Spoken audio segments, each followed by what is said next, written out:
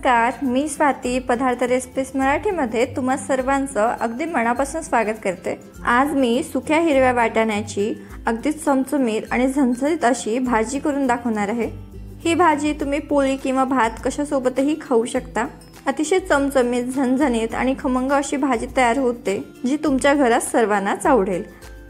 तर माझ्या चॅनलवर नवीन असाल तर चॅनलला पटकन सबस्क्राइब करा, सोबतच बेल आयकॉनवरही क्लिक करा, जेणेकरून मी अशाच नवनवीन रेसिपी आठवड्यातून 3 वेळेस तुमचा करता आणत असते, त्याचे नोटिफिकेशन तुम्हाला सर्वात प्रथम मिळतील। चला तर मग वेळ न घालवता रेसिपीला सुरुवात करूया। इथे मी 1 वाटी हिरवे वाटाणे रात्रभर पाण्यामध्ये भिजवत ठेवलेले होते आणि तुम्ही बघू शकता किती छान अशी फुललेले आहेत। तुम्ही हे वाटाणे 5 ते 6 तास पाण्यामध्ये भिजवून देखील वापरू शकता। आता हे वाटाणे आपण एका कुकरमध्ये पाणी नितळून काढून घेऊया आणि आपल्याला 7 ते 8 वाटी यामध्ये पाणी घालायचे। पाणी जास्त झालं तरी काही हरकत नाही, या पाण्याचा वापर आपण भाजीमध्ये करू। वाटाणे छान मऊ शिजावे याकरिता पाव चमचा तेल यामध्ये घालू, सोबतच एक अर्धा चमचा हळद देखील यामध्ये घालूया। चवीनुसार मीठ घालायचं। इथे मी 1 चमचाभर मीठ यामध्ये घातलंय। छानपैकी एकदा ढवळून घ्यायचं आणि झाकण लावून मध्यम आचेवर 3 ते 4 शिट्ट्या काढून घ्यायच्या। 3 ते 4 शिट्ट्यामध्ये आपले हे वाटाणे अगदी व्यवस्थित असे शिजवून होतात। मी कुकर पूर्णपणे थंड झाल्यावर झाकण काढलेलं आहे आणि तुम्ही बघू शकता आपले हे वाटाणे अगदी व्यवस्थित असे शिजले गेलेले आहेत। आता आपण भाजी करायला घेऊ। भाजी करण्याकरिता एका कढईमध्ये आपण 1.5 चमचा तेल घेऊया। तेल आपण छानपैकी तापवून घेऊ।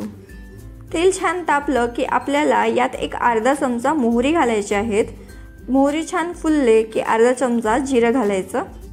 चवीसाठी चिमूटभर हिंग देखील यामध्ये घालू आणि एक मोठ्या आकाराचा कांदा बारीक चिरून घालूया। कांद्याचा कलर चेंज होईपर्यंत आपण हा कांदा तेलामध्ये छानपैकी परतवून घेऊ। कांदा परतत आला की यामध्ये आपण काही बेसिक मसाले घालू। त्यामध्ये मी सर्वप्रथम 1.5 चमचा लाल मिरची पावडर आणि एक अर्धा चमचा हळद पावडर यामध्ये घातलेली आहे। एक हलकंसं परतवून घ्यायचं। सोबतच यामध्ये एक अर्धा चमचा आलं आणि लसणाची पेस्ट देखील घालूया। आलं आणि लसणाचा कच्चापणा जाण्यासाठी आपण याला छानपैकी भाजून घेऊ। आलं लसण परतलं गेलं की यामध्ये एक मोठ्या आकाराचा टोमॅटो बारीक चिरून घालायचा। टोमॅटो घातलं की मीठ घालायचं, म्हणजे आपले हे टोमॅटो लवकर शिजतात। सर्व साहित्य छानपैकी एकजीव करून घेऊया आणि झाकण लावून मध्यम आचेवर आपले हे टोमॅटो छानपैकी शिजवून घेऊ। 4 ते 5 मिनिटांमध्ये आपले हे टोमॅटो छानपैकी शिजवून होतात। आता थोडी कोथिंबीर घालून छानपैकी परतवून घेऊ।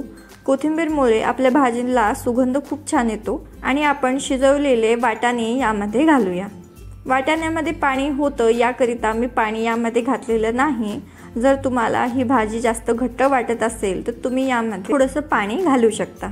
भाजीला चव छान येण्याकरिता 1 चमचाभर धनेपूड, त्याचबरोबर एक अर्धा चमचा जिरेपूड मी यामध्ये घातलेली आहे। हवं तर थोडा गरम मसालाही तुम्ही यामध्ये घालू शकता आणि सर्व मसाले भाजीमध्ये आपण छानपैकी एकजीव करून घेऊया। आता मध्यम आचेवर ही भाजी आपण 5 ते 7 मिनिटे छानपैकी शिजवून घेऊ। 5 ते 7 मिनिटांमध्ये आपली ही भाजी छानपैकी शिजवून होते। सर्वात शेवटी बारीक चिरलेली कोथिंबीर यावरती घालूया आणि छानपैकी मिक्स करून घेऊ। आता इथे ही आपली अगदी सोपी, चमचमीत आणि झणझणीत अशी सुक्या हिरव्या वाटाण्याची भाजी बनून तयार आहे। अगदी चविष्ट लागते। जर घरात भाजी नसेल तर ही भाजी तुम्ही एकदा नक्कीच ट्राय करून बघा आणि कशी झाली हे कमेंटद्वारे नक्कीच कळवा। व्हिडिओ आवडला असेल तर लाईक करा, तुमच्या फ्रेंड्स आणि फॅमिलीसोबत देखील शेअर करा आणि चॅनलवर नवीन असाल तर अशाच नवनवीन चमचमीत आणि झणझणीत रेसिपीसाठी माझ्या चॅनलला पटकन सबस्क्राइब करा। लवकरच भेटू अशाच एका नवीन रेसिपीसोबत।